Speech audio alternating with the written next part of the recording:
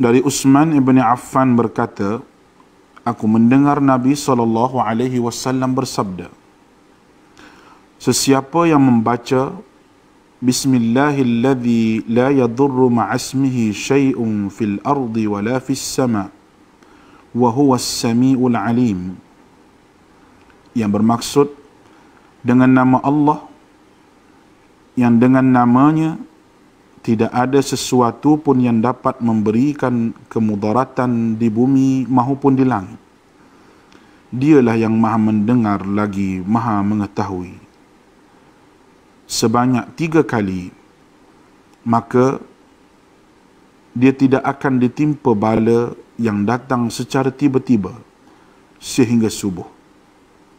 Dan barang siapa yang membacanya ketika subuh sebanyak 3 kali, maka dia tidak akan ditimpa bala secara tiba-tiba sehingga petang, iaitu malam. Hadis rawahu Abu Dawud menurut Syekh Syu'ib Al-Arnud. Hadis ini adalah hasan.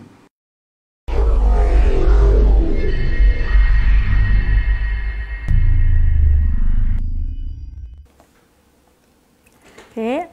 Assalamualaikum warahmatullahi wabarakatuh. Saya Cikgu Aimin Najal binti Muhammad Razi daripada SMK Arau akan berkongsi dengan para pelajar subjek perniagaan SPM untuk tahun ini. Okay, sebelum itu saya ingin berterima kasih kepada pihak MAIT, JPN dan juga JAIZ kerana sudi untuk menjemput saya sebagai guru untuk mata pelajaran ini. Okey, anak-anak semua, sekarang kita boleh terus kepada tajuk kita hari ini. Okey, hari ini cikgu nak buat tajuk tingkatan 4. Sebab apa? Sekarang cikgu tahu kamu semua tengah sibuk dengan kertas 3 perniagaan. Tapi tak apa, kamu boleh buat kertas 3 bersama guru-guru kamu. Mohonlah, mintalah kepada guru-guru kamu untuk bantu kamu menyelesaikan kertas 3. Okey. Macam biasa, hari ini untuk kamu, cikgu nak refresh balik tajuk tingkatan 4 iaitu bab 1, tujuan perniagaan dan pemilikan perniagaan. Okey, sebelum tu, apa yang berbeza daripada bulan puasa tahun lepas dengan bulan puasa tahun ni?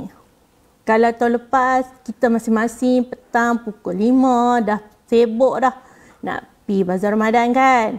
Tahun ni dah tak ada bazar Ramadan, tapi kita ada sejenis bentuk perniagaan yang baru iaitu kita ada bazar Ramadan online, di mana kamu tak perlu pun pergi. Kamu order dan hanya peniaga akan COD ataupun hantar kepada kamu. Okey, kita pergi kepada subtopik yang pertama. Okey, tujuan perniagaan. Dalam subtopik ini ada 4 subtopik kecil yang kamu perlu tahu. Yang pertama, definisi perniagaan. Kedua, konsep asas perniagaan. Ketiga, aktiviti perniagaan. Dan yang terakhir, jenis perniagaan ataupun jenis organisasi. Okey, kita pergi yang pertama. Apa dia definisi perniagaan? Aktiviti yang melibatkan urus niaga jual beli. Kalau tak ada jual, tak ada lah orang beli. Jual beli apa? Barang dan perkhidmatan. Antara siapa? Penjual dan pembeli. Sebab siapa kita berniaga? Untuk mendapat keuntungan dan juga kita nak penuhi keperluan dan kehendak pengguna yang lain. Mesti heran, pasal apa yang ada merah, hitam? Okey. Kalau kamu ingat semula, perkataan yang berwarna merah adalah bersama dengan satu lagi subtopik kecil dalam tajuk ini. Okey. Iaitu konsep asas perniagaan. Dalam konsep asas perniagaan, kalau kamu tengok ada 6. Yang pertama, memuaskan kehendak dan keperluan pengguna. Apa dia? Kita nak berniaga, kita kena tahu apa yang orang nak, apa yang orang perlukan. Kita tak boleh, saya nak yang ni, saya nak jual yang ni saja, tapi tak ada orang beli. Buat apa? itu akan merugikan kamu. Okey, yang kedua melibatkan pertukaran nilai. Apa dia pertukaran nilai? Bila kita beli barang, kita perlu bayar, iaitu wang. Barang kita tukarkan dengan wang. Yang ketiga, keuntungan perniagaan. Dalam perniagaan, kamu mesti perlu ada keuntungan. Sebab apa? Sebab kamu nak menanggung kos-kos yang telah kamu keluarkan supaya kamu dapat menggunakan keuntungan tersebut untuk membesarkan perniagaan kamu. Cikgu, macam mana nak kira untung? Macam mana kamu nak kira untung? Hasil jualan perniagaan kamu tolak dengan kos yang terlibat. So, kamu dapatlah keuntungan. Kamu nak jual apa? Ada dua jenis yang kamu boleh jual. Iaitu yang pertama barang dan yang kedua perkhidmatan. Apa dia yang barang? Barang adalah sesuatu yang nyata, yang kamu boleh pegang, kamu boleh sentuh. Apa dia perkhidmatan? Perkhidmatan adalah kita untuk penuhi kesesaan pengguna. Contoh spa. Contoh pensyarah. Kamu bayar yuran DIPT untuk pensyarah kamu mengajar kamu. Okey, melibatkan siapa? Penjual dan pembeli. Orang yang menjual, orang yang menawarkan barang. Manakala pembeli, orang yang memerlukan barang tersebut. Okey, dan yang terakhir adalah kontrak perniagaan. Apa dia kontrak perniagaan? Dalam urus niaga perniagaan, kamu mesti ada dokumen ataupun kontrak ataupun perjanjian dalam perniagaan. Untuk apa? Untuk mengelakkan daripada kamu ditipu. Kalau kamu tengok, definisi perniagaan dan konsep asas perniagaan, ada beberapa huraian yang sama. Yang pertama, memuaskan kehendak dan keperluan pengguna. Keuntungan perniagaan di mana dalam definisi untuk mendapat keuntungan, barang dan perkhidmatan, penjual dan pembeli. Okay, bagi pelajar yang lemah, susahlah cikgu nak ingat. Tak apa, jangan bimbang. Kalau kamu boleh hafal maksud perniagaan, kamu juga boleh senaraikan konsep asas perniagaan. Jangan bimbang. Markah penuh. Tentulah kalau kamu boleh hafal maksud perniagaan penuh, tapi kamu tak boleh dapat markah penuh untuk konsep asas perniagaan. Sebab ada isi-isi dalam konsep asas perniagaan tidak ada dalam maksud perniagaan. Okey, apa dia aktiviti perniagaan? Kamu kena ingat jenis perniagaan, aktiviti perniagaan, dua item yang berbeza. Selalunya pelajar selalu membuat kesilapan. Jenis perniagaan, aktiviti berasaskan barang, aktiviti berasaskan perkhidmatan. Itu salah. Itu adalah aktiviti perniagaan. Aktiviti perniagaan melibatkan satu, berasaskan barang dan yang kedua, berasaskan perkhidmatan. Okey. Jenis organisasi ataupun jenis perniagaan. Dalam topik ini ada dua jenis. Bila kita nak buka perniagaan, ada dua jenis. Yang pertama, organisasi bermotifkan untung. Ataupun singkatannya kita boleh kata OBU. Yang kedua, organisasi bukan bermotifkan untung. Ataupun singkatannya OBBU. Apa dia cikgu OBU, OBBU? Tetapi kamu kena ingat dalam soalan untuk kamu jawab dalam peperiksaan sebenar, kamu tidak boleh menulis secara kamu buat OBU, hanya tulis huruf saja ataupun kamu singkatan, tidak boleh. Okey, kamu perlu menyatakan penuh. Kamu perlu tulis dengan ayat yang penuh. Kalau tidak, pemeriksa tak akan memberi markah kepada jawapan kamu. Okey, kita tengok dulu yang pertama, organisasi bermotifkan untung. Aktiviti pengeluaran dan penjualan barang dan perkhidmatan. Okay. Melibatkan ada berlakunya aktiviti jual beli. Untuk apa? Mestilah untuk mendapat keuntungan. Contoh organisasi bermotifkan untung seperti kedai menjual kasut, restoran, okay, ataupun penghantar makanan, ataupun sekarang ni popular dengan runner kan. Kalau kat polis ni, mai abang nak beli apa, runner akan tolong beli kat kamu dan hantar kepada kamu. Sebab apa? Dia tak mengeluarkan barang, tapi dia beri kamu perkhidmatan. Okey, jenis organisasi yang kedua adalah organisasi bukan bermotifkan untung ataupun OBBU. Sebab apa OBBU ni ditubuhkan? Membantu golongan yang kurang berkemampuan. Contoh, orang tua yang tak ada tempat tinggal. Sebab itulah wujudnya rumah orang-orang tua. Orang tua yang sakit kronik, anak-anak tak boleh nak jaga, sibuk. Atau dan seterusnya rumah anak-anak yatim. Di mana kita tempatkan anak-anak yatim di rumah anak-anak yatim. Itu juga dikenai sebagai OBBU. Macam mana dia peniaga? Macam mana OBBU ni nak dapat duit? Okey, ada 3 kaedah perniagaan yang dijalankan oleh OBBU ataupun organisasi bukan bermotifkan untung. Yang pertama, secara percuma. Dia buat barang, dia jual tapi tidak kenakan bayaran. Yang kedua, jualan pada harga kos. Banyak mana kos yang dikeluarkan untuk membuatkan satu barang, banyak itulah dikenakan kepada pembeli.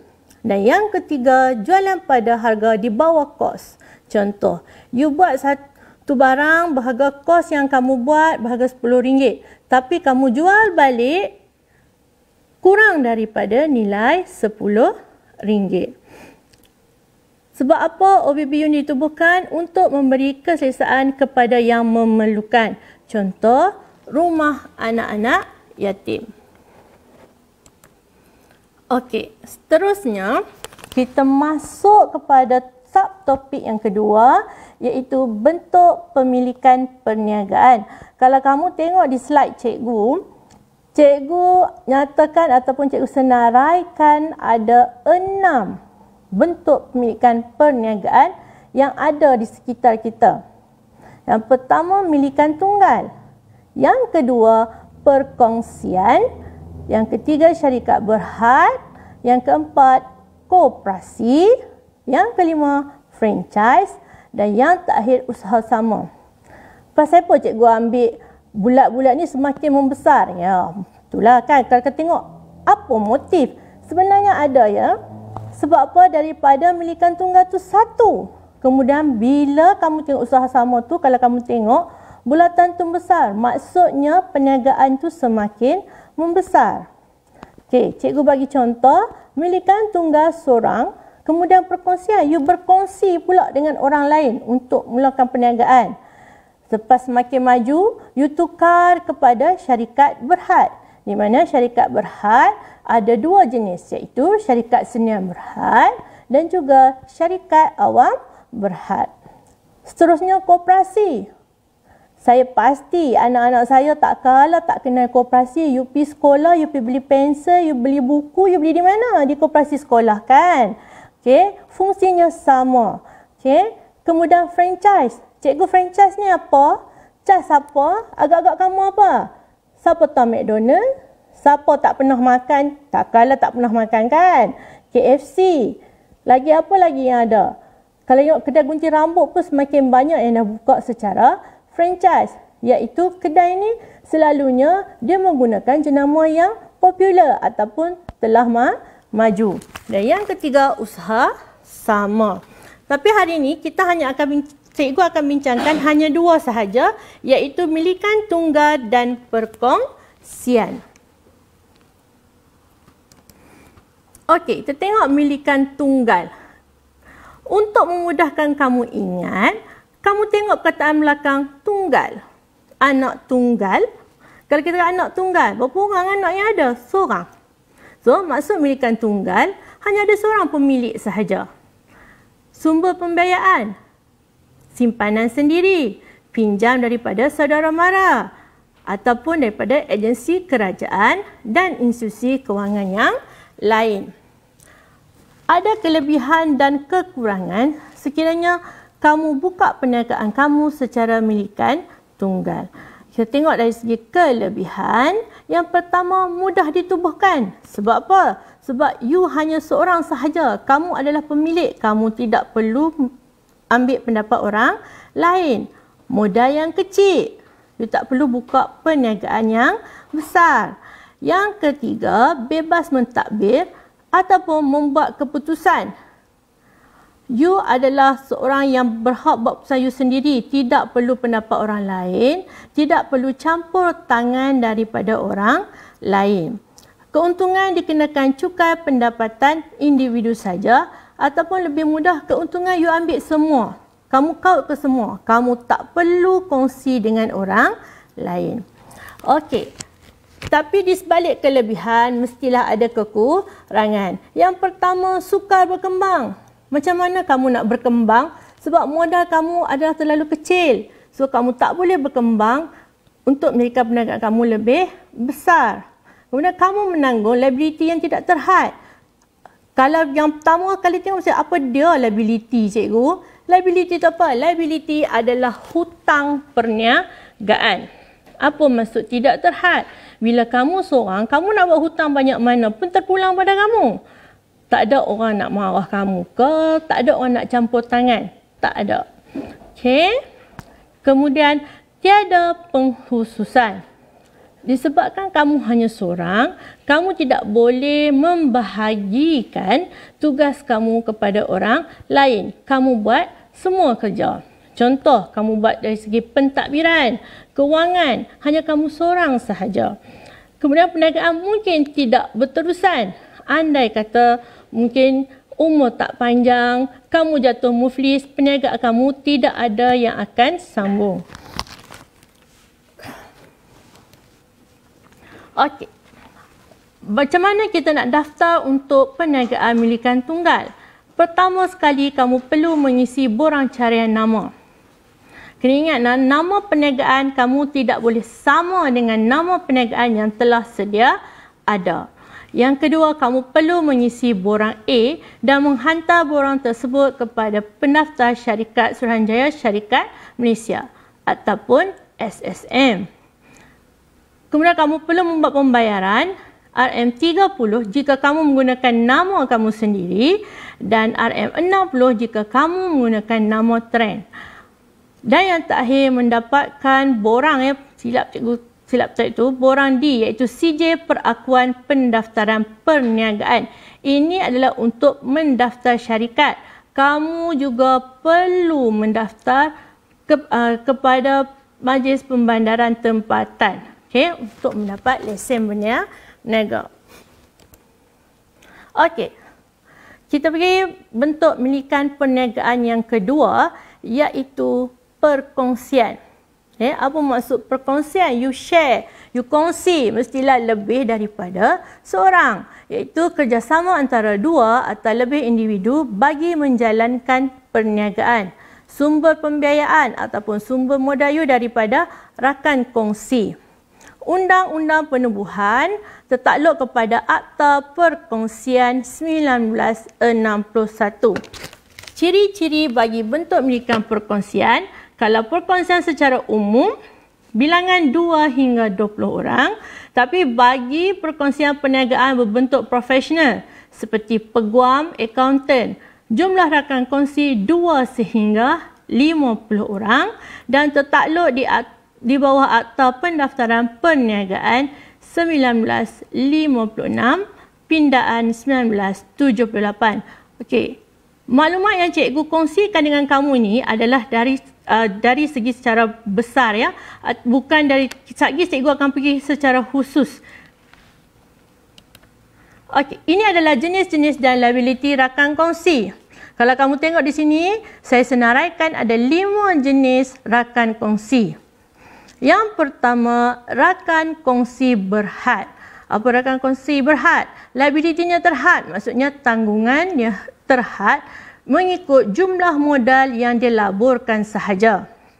Tiada kuasa pengurusan, maksudnya dia tidak boleh campur tangan dalam urusan pentadbiran perniagaan.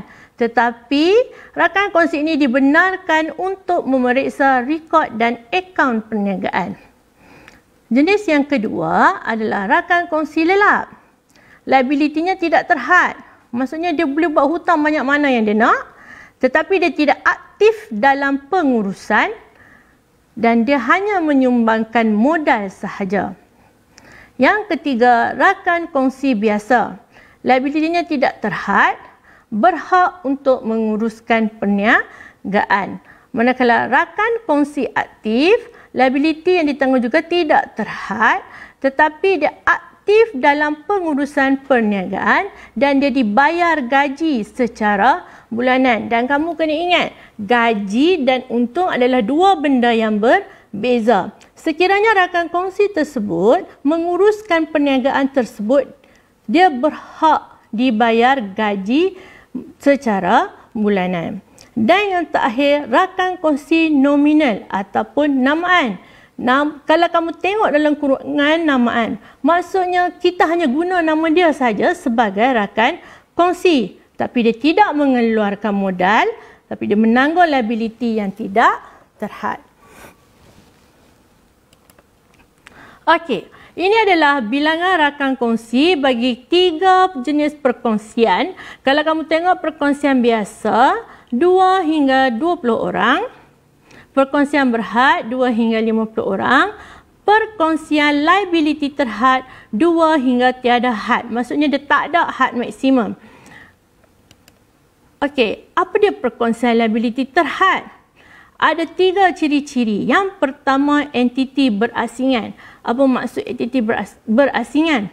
Maksud entiti berasingan, kamu dan juga perniagaan adalah dua benda yang berbeza.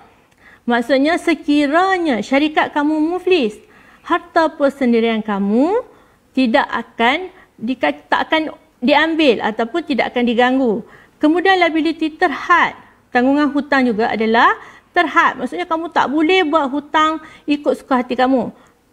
Hayat berterusan sekiranya salah seorang rakan kongsi kamu meninggal ataupun muflis, perniagaan masih lagi boleh diteruskan. Okey.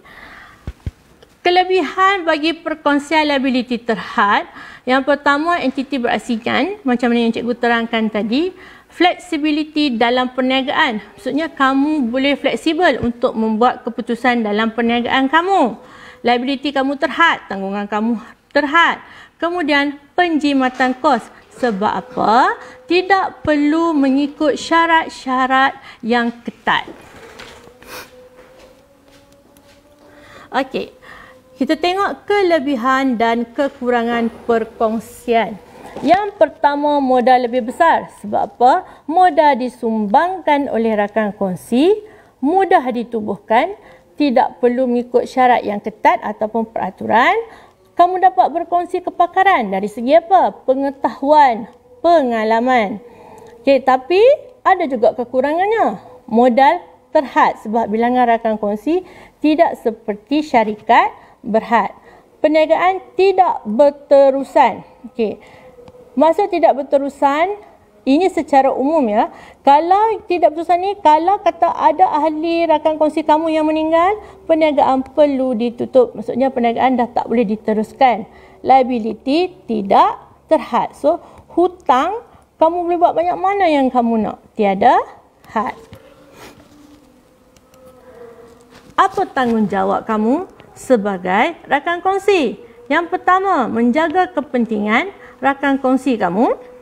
Yang kedua, melindungi rahsia perniagaan. Cikgu apa dia rahsia perniagaan? Yang pertama, dari segi kamu punya kewangan. Kamu tidak boleh hebahkan kewangan syarikat kamu kepada orang lain. Dan juga dari segi pentadbiran. Yang ketiga, mencari peluang dan sumber tambahan. Macam mana kamu boleh membantu untuk mengembangkan lagi perniagaan kamu. Dan yang keempat, memberi idea dan pendapat. Apabila berlaku masalah dalam perniagaan, kamu boleh memberi cadangan ataupun pendapat untuk selesaikan masalah tersebut. Okey. Sekarang kita tengok contoh soalan bagi topik ni. Yang pertama, jelaskan tujuan perniagaan. Bila kamu nak menjawab soalan, yang pertama sekali kamu wajib melihat kata tugas, iaitu jelaskan contoh ya, cikgu bagi jelaskan, terangkan, huraikan, nyatakan. Itu adalah contoh-contoh kata tugas. Yang kedua, kamu perlu cari apa kata kunci dalam soalan. Apa dia kata kunci? Iaitu untuk pandu kamu untuk jawab soalan. Dan yang paling penting, tengoklah jumlah markah yang tertulis di hujung. Sebab apa? Kamu yakin kamu jawab betul, tetapi sebenarnya kamu jawab tak cukup isi. So, kamu tak dapat markah penuh. Kalau kita tengok soalan nombor 1 ni, jelaskan tujuan perniagaan. So, kata tugas jelaskan, maksudnya kamu hanya bagi huraian. Okay? Okey, ini jawapan bagi soalan nombor 1. Yang pertama, memuaskan kehendak dan keperluan pengguna. Yang kedua, bermotifkan untung ataupun OBU. Tidak bermotifkan untung ataupun OBBU. Menawarkan barang dan perkhidmatan. Melibatkan pertukaran. Okey, kalau kamu tengok jawapan yang diberi ni, kalau kata kamu tak ingat tujuan perniagaan, kamu boleh hafal maksud ataupun definisi perniagaan. Okey. Yang kedua, gambar di bawah menunjukkan dua jenis organisasi perniagaan yang terdapat di Malaysia. Diberi rangsangan iaitu gambar kepada kamu. Gambar A, rumah anak-anak yatim dan asnaf. Dan gambar B diberi logo AirAsia ataupun syarikat penerbangan AirAsia.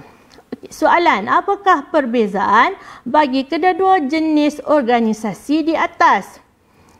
Kata kunci dalam soalan ni, kamu boleh tengok, kalau kamu tengok dalam gambar tersebut dah nyata dah. Papan tanda rumah anak-anak yatim tu pun kamu dah boleh teka dah. Itu adalah jenis perniagaan OBBU. Manakala AirAsia, you beli tiket AirAsia, you beli tiket penerbangan, adakah tak apa, tak payah bayar, kami bagi free? Tak. You still kena bayar walaupun harga dia murah. Okey. Perbezaan. Apabila soalan yang melibatkan perbezaan, kena ingat wajib kamu buat kotak. Sebab apa? Dalam jawapan kamu untuk menunjukkan kamu tahu membuat perbezaan. Kita tengok contoh jawapan. Okey. Organisasi bukan bermotif untung. Kamu dapat 1 markah. Sebab apa? Gambar A itu, yang ni kamu kena baca soalan betul-betul. Kalau kita tengok contoh soalan dalam buku teks ataupun contoh di mana-mana buku latihan, kebanyakannya gambar A itu dia akan letak OBU. Tapi dalam soalan ni, cikgu tukar tempat. Cikgu tukar tempat. Cikgu, salah ke? Kalaulah skema tu kata gambar A tu kita tak boleh tukar, kamu kena ikut seperti dalam gambar, salah. So, penat kamu tulis dalam kertas jawapan kamu tapi kamu tidak dapat markah sedangkan jawapan kamu betul. Okey. Menyediakan perkhidmatan kepada ahli dan masyarakat. You dapat lagi 1 markah. Yang ketiga, menjaga kebajikan ahli dan masyarakat. 1 markah. Dan yang terakhir, pembiayaan adalah daripada bayar yuran oleh ahli, derma dan juga sumbangan kerajaan. Okey. Yang kedua, organisasi bermotifkan untung, mengeluarkan barang dan perkhidmatan, memaksimumkan keuntungan, sumbangan daripada pemilik, pinjaman dan keuntungan perniagaan. Okey, ini adalah bila kata tugas tunjukkan perbezaan. Kalaulah saya tukarkan kepada perbandingan, adakah kamu kena jawab benda yang sama? Ya, kamu tetap jawab benda yang sama, tetapi kamu perlu tambah persamaan bagi kedua-dua jenis organisasi. Itu beza antara perbezaan dan perbandingan. Okey, contoh soalan yang ketiga. Maklumat berikut berkaitan dengan bentuk pendidikan perniagaan. Yang ni cikgu bagi contoh cerita. Kalau tadi saya bagi gambar, yang ini saya bagi cerita. Alia merupakan seorang penjual nasi lemak di kawasan perumahan Permata. Beliau menguruskan perniagaan secara bersendirian. Masa operasi bermula dari 7 pagi hingga jualannya habis. Kebanyakan pelanggannya terdiri daripada penduduk kawasan tersebut. Ini adalah soalan SPM 2019, iaitu soalan tahun lepas. Okey, 1 Roman, apakah jenis pemilikan perniagaan tersebut? Jelaskan kelebihan perniagaan di 1B1. Okey, jawapan. Milikan tunggal, kamu tak boleh jawab milikan seorang. Tidak boleh sebab bila fakta, kamu kena jawab jawapan yang tepat. Okey, soalan yang kedua, 2 Roman, mudah ditubuhkan, memerlukan modal yang kecil, bebas mentadbir ataupun membuat keputusan, keuntungan dikenakan cukai pendapatan individu. Okey, ini untuk milikan tunggal. Tahun ni nak keluar apa? Tak tahulah. Kita sama-sama tengok tahun depan. Soalan tahun ni keluar apa. Okey. Soalan seterusnya, maklumat berikut berkaitan dengan rakan kongsi perniagaan. Yang ni dia dah pandu kamu. Dia dah bagi tahu dah soalan ni pasal apa. You kena jawab apa, iaitu rakan kongsi. Puan Aina dan Puan Ati ialah rakan kongsi kepada sebuah butik pakaian. Butik tersebut diuruskan sepenuhnya oleh Puan Aina, manakala Puan Ati tiada masa untuk terlibat dalam hal ehwal perniagaan, memandangkan beliau sibuk dengan tugas menjahit pakaian untuk butik. Okey, soalan dia, terangkan jenis rakan kongsi yang terlibat dalam perniagaan tersebut. Kamu nampak kata tugas terangkan. Ingat, bila terangkan, you kena bagi fakta dan huraian. Wajib. Dan tengok markah di hujung, genap 4 markah. Okey. Ini adalah contoh jawapan. Fakta yang pertama, rakan kongsi aktif iaitu Puan Aina. Huraian, aktif dalam pengurusan, dibayar gaji dan menanggung liability tidak terhad. Manakala Puan Ati adalah rakan kongsi lelak, tidak aktif dalam pengurusan, hanya menyumbang modal, menanggung liability tidak terhad. Kalau kamu tengok jawapan yang cikgu bagi, ada satu huraian yang kamu boleh ambil daripada petikan, iaitu aktif dalam pengurusan dan tidak aktif dalam pengurusan. Cikgu salin balik boleh tak? Kalau you salin bulat-bulat, tidak boleh. Tapi kena ingat, kalau diberi rangsangan, maksudnya rangsangan tu kena berfungsi. Maksud berfungsi, ada jawapan dalam tu. Kena cari. Okey. Setakat ni dulu slot kita pada hari ini. Sekian, terima kasih. Selamat berpuasa. Stay at home. Kita jaga kita. Selamat belajar. Sekian, terima kasih. Assalamualaikum warahmatullahi wabarakatuh.